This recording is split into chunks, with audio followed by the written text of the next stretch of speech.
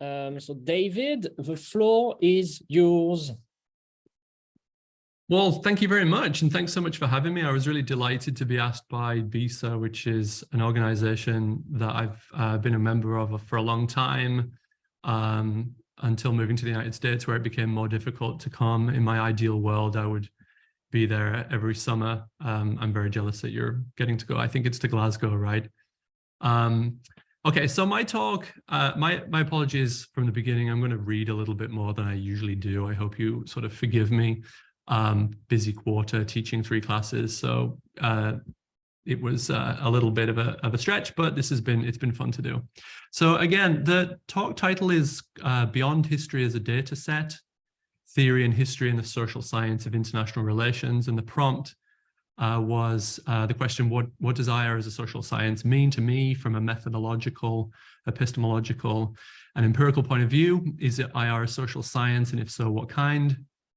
And the short answer I'm going to give you is that for me, IR is a social science of a specific sort, what we might call a frenetic social science, or a social science that aims to cultivate a form of knowledge and understanding better characterized by the term prudence or phronesis from the Greek, rather than the technical and scientific modes more commonly associated with social science in today's kind of imagination.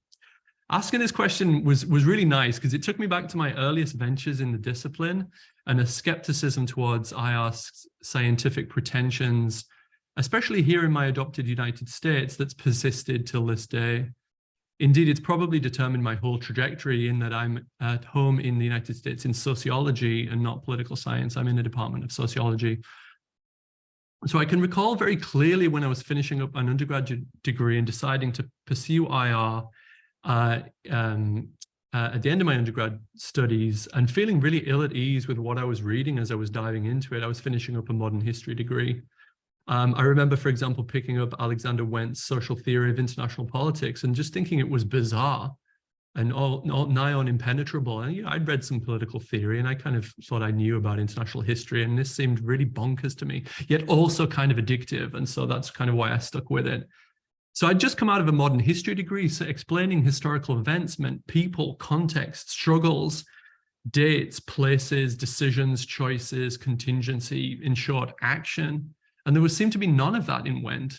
And I later sort of understood why and what he was talking to and against, but the sense stuck. So a couple of years later, this led me under the tutelage of Fritz Kratochvil during my PhD to engage the philosophy of history and try to make sense for myself about how IR does and should engage history as part of the broader question then of how IR could be a social science, if indeed it should be.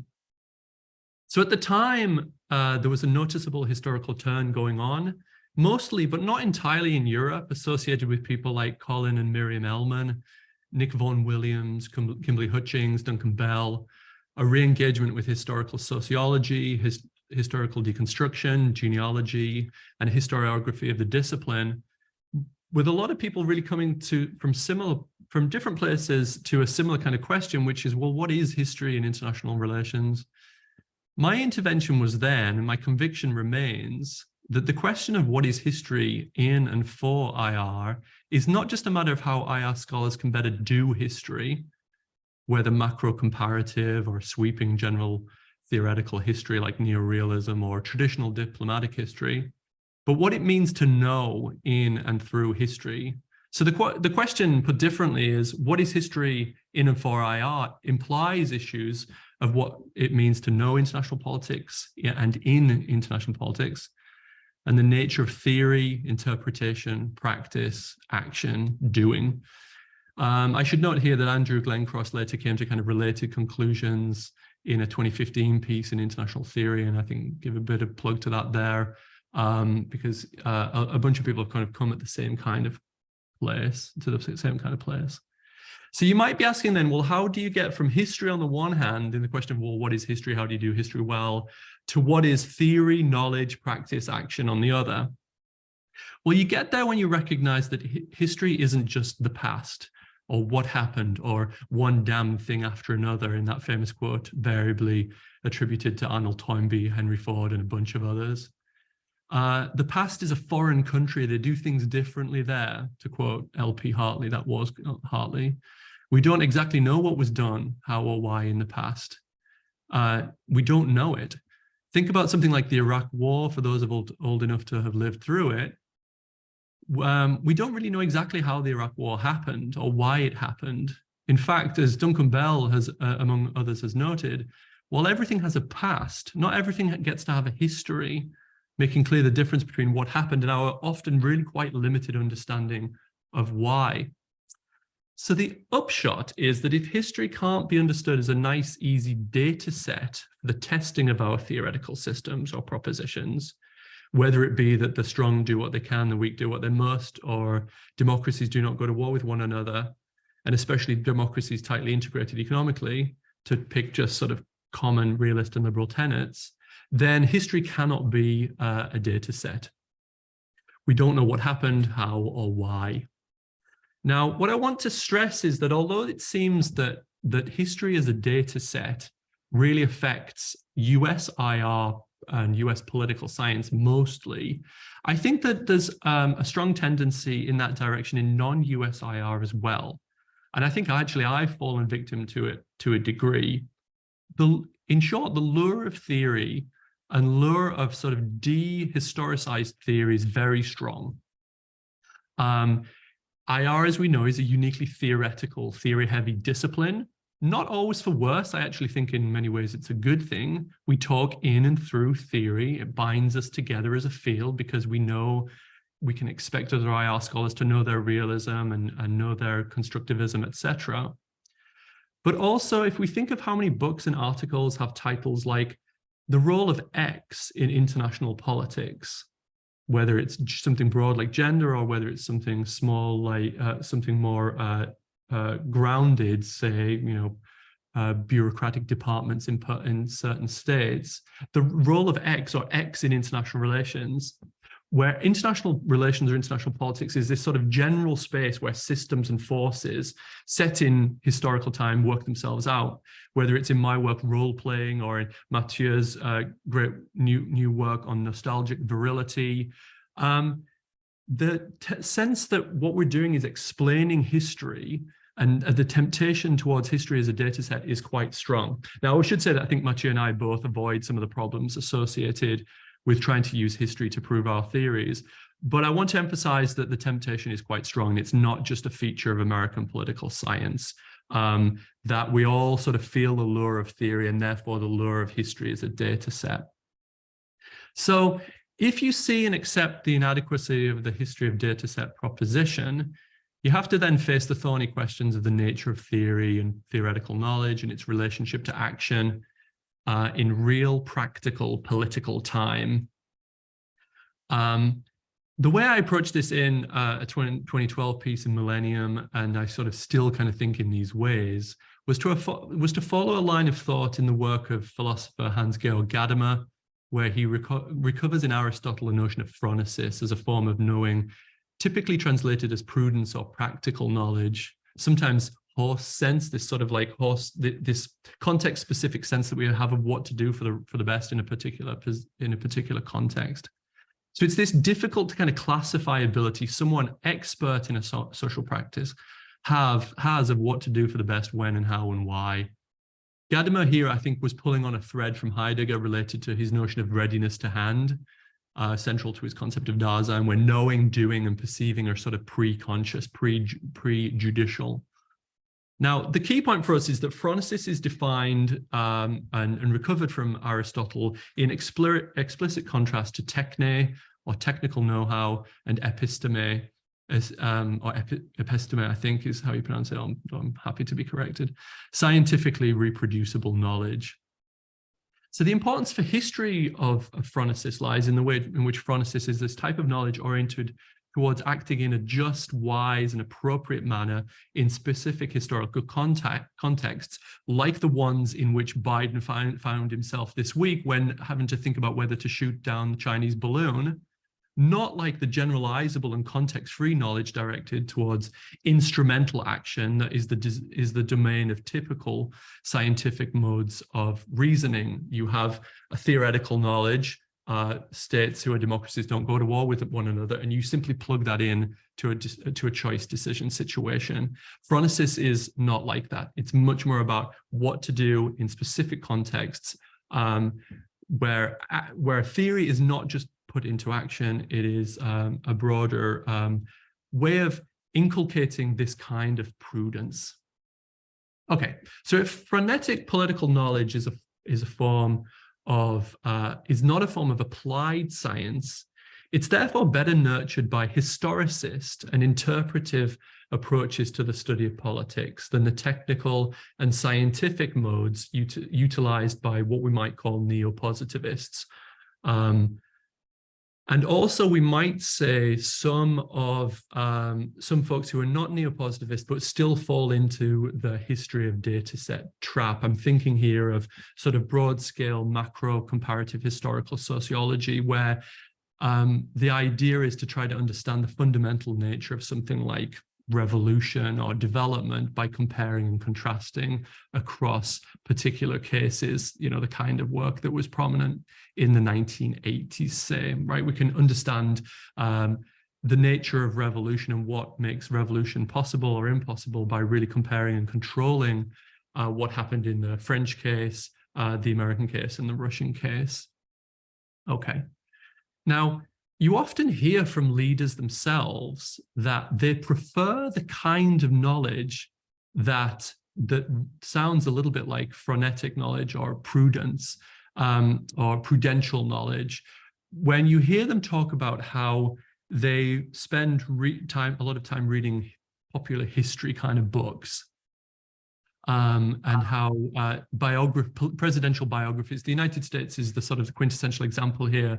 The country kind of has an addiction to the presidential biography, and presidents have this sort of common way of saying, look, on my nightstand I have these kinds of books. You never hear them say that they picked up the latest issue of International Organization or APSR or International Interactions or Journal of Conflict Resolution and found a nice statistically significant relationship between shooting down balloons and deterring great power competitors. And you don't hear them talk about how they've read the latest book from the Cambridge Studies in International Relations series to sort of bring it over to the European case. It's often works of history, particularly, that they're kind of interested in. And the reason is because this kind of knowledge that reading in history inculcates is precisely the sort of wisdom that leaders need in context-specific situations of choice and action, knowing what a particular decision is a case of, rather than knowing ex ante that it is a case of, say, deterrence or revolution or democratic improvement, say. Again, the case of the balloon, which is obviously, as you can tell, at the forefront of my mind right now. What was that a case of? Was it a case of an accidental incursion into US airspace, something to be sort of brushed under the carpet, or a great power competitor prodding at the weaknesses of a declining hegemon? That kind of knowledge of what exactly this is a case of is a good example of what I mean by phronesis and phronetic political knowledge, which I think historically sensitive international relations can provide. So what we're doing then, I think, when we're trying to provide this kind of knowledge and theoretically informed knowledge, is not doing away with theory. In my previous work, sort of not doing away with what the nature of role playing, thinking sociologically about how roles are different from identity in international politics, say, but trying to tell good, correct stories about the past that are rich enough to provide a leader and a decision maker with not just any old narrative of the past, but a theoretically informed narrative of the past that will help them situate the present in the past in the correct way. So taking this line of thought to its conclusion, however, then highlights that the stakes of thinking about IR as a frenetic social science actually ultimately lie beyond international relations itself and any other social science, given that, as I've been talking about, the ultimate audience are those in power, right? From a history as data set perspective, the idea is often, I think, or the implication is often, I think, that if you put science out there in the world, it will get picked up or it won't. And really that there's nothing much one can do about it. And you don't necessarily therefore have to think about the relation between the academy and politics, right? How exactly this may or may not be picked up. Like, you hope that a decision maker is going to understand that you've just discovered a statistically significant relationship between economic interdependence and war proneness, say, or in sort of more common things today, things like whether a rebel group is taken into the government or left out of it on rebel groups' likeliness to put down their arms, say. That's sort of one of the key themes, right, of American international relations, at least. But ultimately, the stakes of the historical turn, if I'm correct, that they are in the knowledge that IR produces and not to producing the type of epistemic or technical knowledge, rather this sort of phronesis, then the question of the relationship between the world of academic knowledge production and the worlds of politics itself is put onto the table. Now, ultimately, that is not a theoretical question, but a practical or structural one. The divide between politics and the academy, the ivory tower politics nexus or gap, if we might want to put it in those terms. There is unfortunately no philosophical answer to the question of what type of knowledge IR scholars should aim for and how they should balance techne, episteme, and phronesis, because there is, and therefore there is no answer fundamentally about whether IR is ultimately historical enough or not. The theory-practice relationship is primarily concerned with how expertise is created in a given polity, the dominant forms of knowledge, and the structural links between producers and political power. These issues can and should, I think, be studied by the social sciences, but they cannot in the end be resolved by them. And I think it's not for nothing that the kind of thoughts that were going on when I was sort of writing this paper and others were thinking in the same way in around 2007, 8, 9, has more recently given rise to sort of two trends that I think come out of it naturally. One is a recovery of practical knowledge and practical wisdom associated with the practice turn. For anyone who knows my other work, I obviously situate that within constructivism rather than against it, but that's just a side point. You don't need to accept my view on that one. But the practice turn, then, you can understand why the practice turn has happened, because it's all about practical knowing, grounded sort of knowing in specific context. And I think that although it hasn't necessarily always been brought out so strongly, there is a clear kind of relationship between the practice turn and phronesis. And if anyone's interested, Chris Brown wrote an article probably about a decade ago where he sort of makes this link a little bit clearer. There are strong strands of phronesis, practice, and pragmatism that go nicely together. The second strand that thinking about it again makes me consider is the importance of sort of reflexivity and reflexive analysis, where the question of the relationship of the academy and politics is therefore foregrounded, where you think about the role of experts and expertise and how they take knowledge from the academy into politics and perhaps back out again. And philosophically, obviously, kind of Bourdieusian sociology is one place where you get practice, pragmatic kind of modes of knowing, phronesis, and reflexivity all in the same kind of basket. Okay.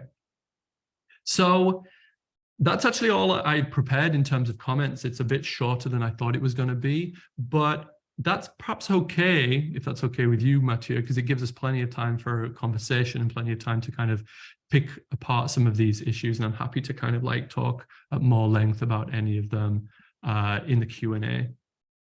No, thank you, David. No, it's perfect because it means more times for question, discussion, digressions, recommends, and all of that, which is part of I think the best part of any conference. First, maybe, are there any questions or comments, remarks, criticisms from the audience?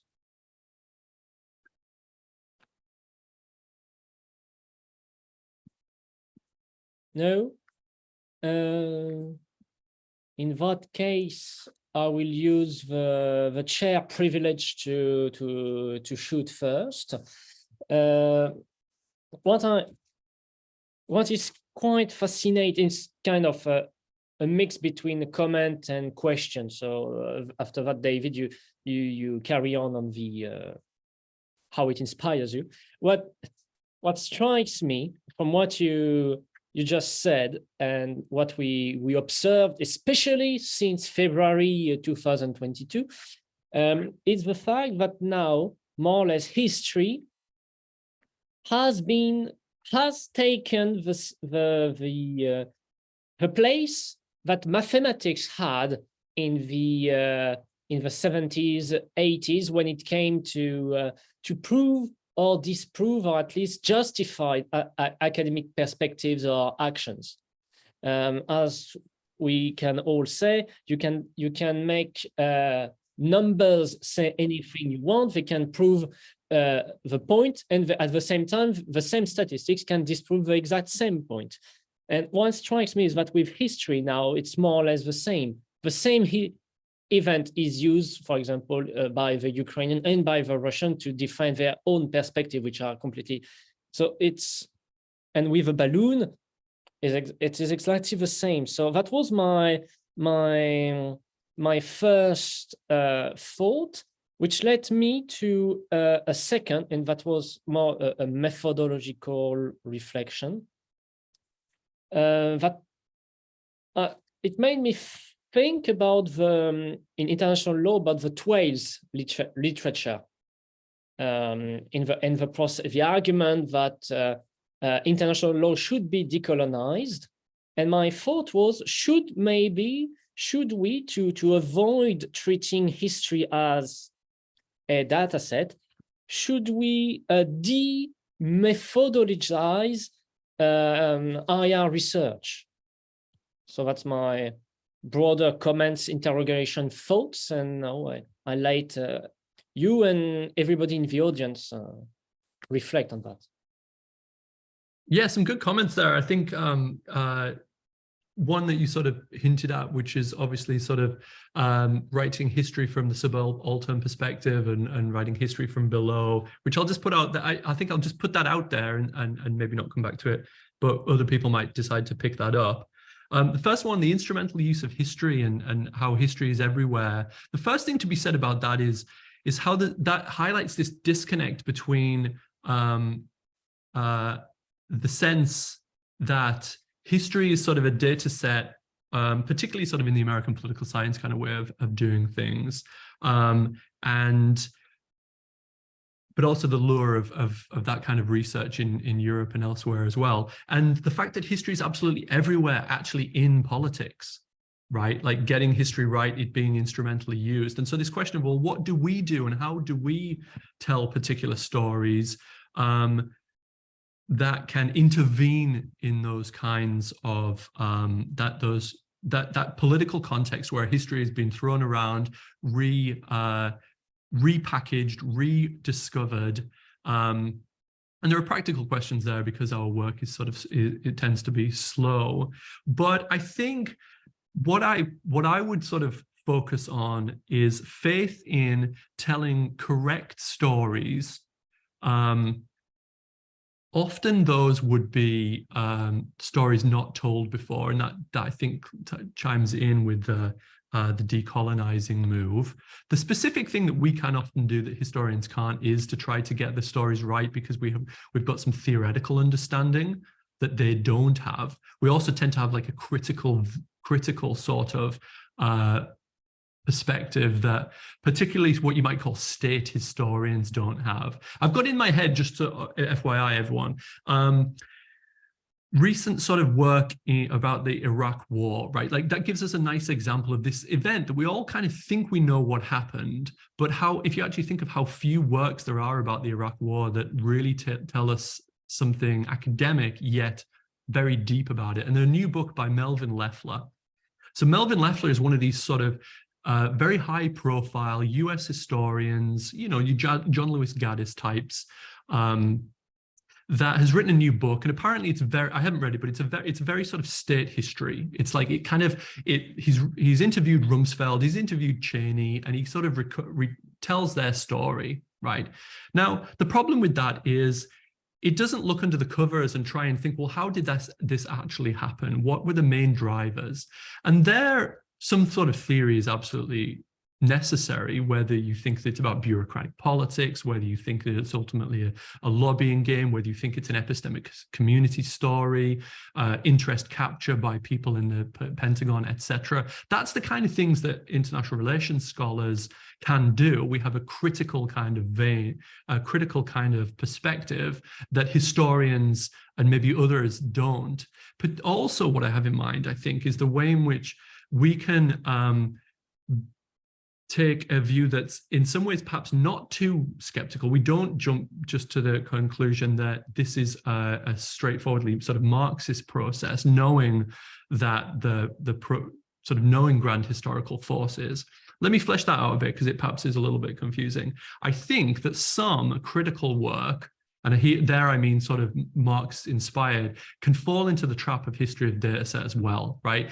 You think you know the mechanisms, class struggle, and you use history to sort of tell that story. I don't think that that's quite right either. Not that Marxist-inspired work can't help you tell fantastic stories, but if you're slipping into the history of data set kind of position, you're slipping towards theory as technical knowledge to be applied, rather than theory helping to inspire a sort of way of understanding the world that helps leaders recognize situations in their novelty and similarity to the past, and therefore hopefully act in prudent ways. Now, demethodologizing IR research, I'd like to hear a bit more about that because I don't have a response off the top of my head.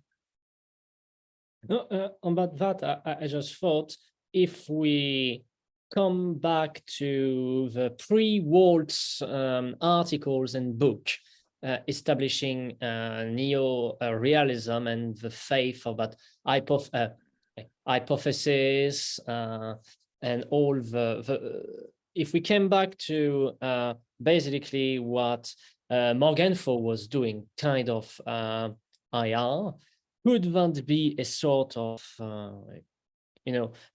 avoiding to misusing, mistreating, misunderstanding history? Yeah, I mean, what that makes me think of is those older debates about the classical approach versus sort of the scientific approach, and it's funny how a lot of these things tend to sort of be cyclical and come back, and around about the late 2000s, about 2006, 7, 8, there was sort of other articles out there about recovering a classical approach. And that's what one of the things sort of people said by leaning more on sociology and historical sociology rather than methods. So yeah, I mean, obviously I'm kind of in favor of demethodologizing IR and bringing sociology, from my perspective, is only one of a bunch of different kinds of perspectives. Traditional history would be one, traditional diplomatic history, a more political theoretic kind of approach, psychological kind of approaches, perhaps, international law, because a lot of what I've been talking about in terms of decisions and actions are taken in practice in a legal framework, right? The types of reasoning that are happening are not simply putting into practice theoretical knowledge from social science, but thinking about of what situation is this a case, and thinking through either explicitly legally, so I hope the Biden administration was thinking, well, what is our actual legal ramifications of shooting down a balloon over the over a certain number of miles from North Carolina coast, but also thinking in a case-based way, sort of casuistry, we might say, thinking, because really political action is much more like, in a sense, legal thinking than it is putting into practice of specific theoretical precepts.